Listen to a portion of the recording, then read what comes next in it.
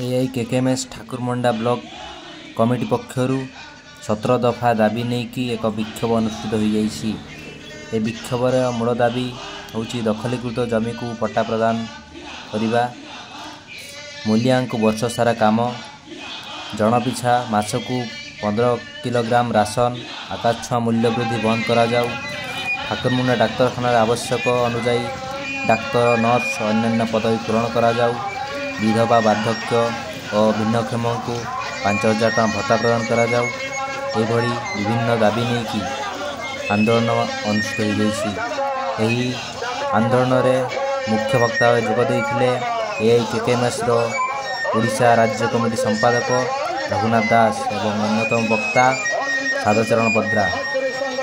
बहु लोके ये आंदोलन में जोगदे आगामी दिन दाबी पूरण नहले दुर्बार चाषी आंदोलन बढ़ी उठे बोली कहुई।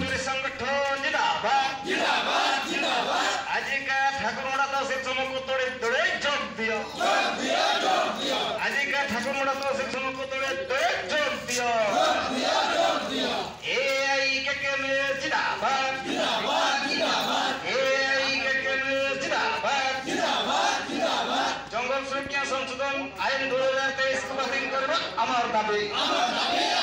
चाष उपयोगी जमी को दखलदारी को नाम पट्टा प्रदान करबा आमार दाबी। जबरदखल आईन बातिल करबा आमार दाबी।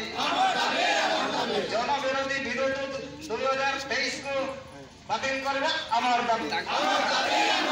आमार दाबी नाल दाबी सरकार तमा मानिनिया। आमार दाबी नाल दाबी सरकार तमा मानिनिया।